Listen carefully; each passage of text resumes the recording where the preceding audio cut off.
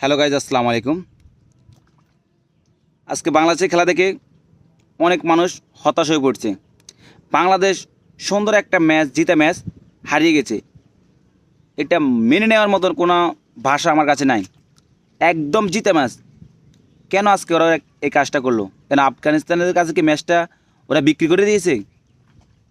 ওই ছোটো দলদের সাথে পারে, বাট বড় কোনো দলের সাথে পারে না। এটা কোনো বাংলাদেশ হতে পারে না। একদম বাংলাদেশটারে ধ্বংস করছে নাজমুল হোসেন পাপন এবং হাতুড়ে সিং। আমি মনে করি এই শান্ত, লিটন, সৌম্য ওদের কোনো গোপন ভিডিও আছে, এই জন্য তাদেরকে প্রত্যেকটি ম্যাচে ওদেরকে বাংলাদেশের টিমে রাখে। কেন বাংলাদেশের আর কোনো প্লেয়ার নাই? কেন তাই ইকবাল কী দোষ করছে? আমাদের মেহেদী মিরাজ কী দোষ করছে? মেহেদী মিরাজ বর্তমানে যে একটা ফর্মে আছে, মেহেদী মিরাজ সব জায়গায় অলরাউন্ডার, সেটা বলে ওপেনিং, মিডল এবং ফিনিশিং সব জায়গায় পারে।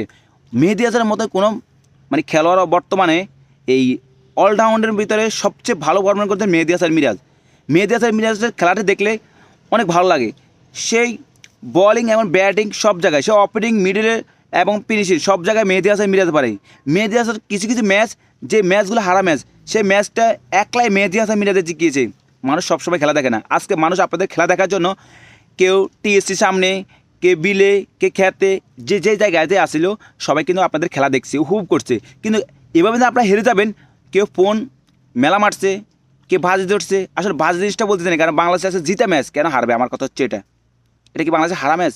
13 ওভারে আপনাদেরকে জিততে পারলে আপনারা কোয়ালিফাই করতে পারবেন, কিন্তু আমরা 13 ওভার জিততে পারেন না। আমরা টোটাল ম্যাচটা তো জিততে পারেন না। 13 ওভার সাবজেক্ট বাধা দিলাম। আপনারা যদি একটা ম্যাচ জিততেন, সেটা যে কোনো দল যেত, সেটা অস্ট্রেলিয়া যেত, সেটা আফগানিস্তান যেত, সেটা বাংলাদেশ যেত, যে কোনো একটা দল তো যাইতো।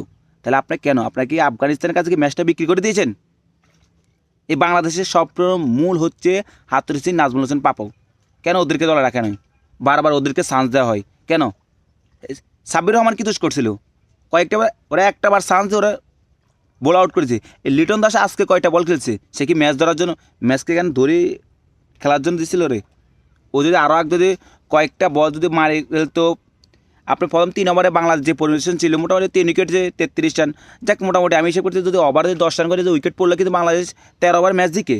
তাহলে সেই জায়গায় বাংলাদেশ ম্যাচটা হারবে কেন? এই মানুষ আপনাদেরকে এই নিজের পকেটের টাকা দিয়ে আপনাদের খেলা দেখতে যায়, নিজের ফোন পর্যন্ত ভেঙে ফেলেছি। কী করবো?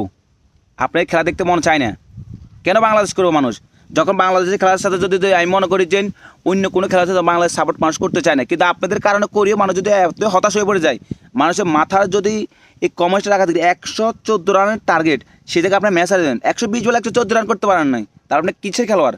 মাস শেষে ঠিকই তো টাকা কামাই নেন, ডলার কামাই নেন, ঠিক আছে, সব কিছু আপনারা নেন। বাংলাদেশকে আর কোনো প্লেয়ার নাই, শুধু আপনাদের এই যে টিম আছে এই টিম নিয়ে খেলতে হইব। কেন উদীয়মানকে খেলোয়াড় আর নাই?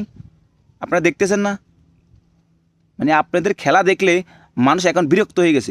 বাংলাদেশের খেলা মানুষ আর দেখতে চায় না। মানুষ বাংলাদেশ সাপোর্ট করতে চায় না, কিন্তু আপনাদের খেলার দিন মানুষ তারপরও খেলাটা দেখতে চায়, কারণ নিজের দেশ বলে কথা। তারপর আপনার ম্যাচটা হারিয়ে গেলেন কেন? জিতে ম্যাচ সুন্দরভাবে রিল্যাক্সে খেলে যে ম্যাচটা জিতেন, সেই ম্যাচটা তো এভাবেই হারা যাওয়ার কোনো মানেই দেখে না।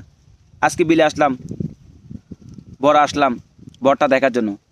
কতক্ষণ পর আপনাদের খেলা দেখি, উইকেট দুইবার জোড়া উইকেট গেছে, 3বার, টোটাল 6টা উইকেট গেছে 6 বলে। জোড়া ওভারে 2টা করে উইকেট গেছে। কেন? আপনার একটা উইকেট গেছে, পর বলটা আপনি দেখতেছেন, আপনাদের ম্যাচটা এখন বর্তমানে আপনাদের হাতে আছে, তাহলে আপনি ওইভাবে খেলেন কেন? এত উত্তেজিত হওয়ার কী আছে? আপনার ম্যাচ খেলতে আসছেন নাকি বাইশালি করতে গেছিলেন? ওখানে খান তো পাবলিকের টাকা, বাহ, বিসিবির অ্যাকাউন্টে এত কোটি টাকা। হায় রে মানুষ! আর কখনো আমি মনে করি যে বাংলাদেশের খেলা না দেখাটাই বেশি, নিজের এমবি দিয়ে অন্য কিছু দেখবো, বাট বাংলাদেশের খেলা দেখবো না। সবাই ভালো থাকবেন, সুস্থ থাকবেন, আল্লাহ হাফেজ।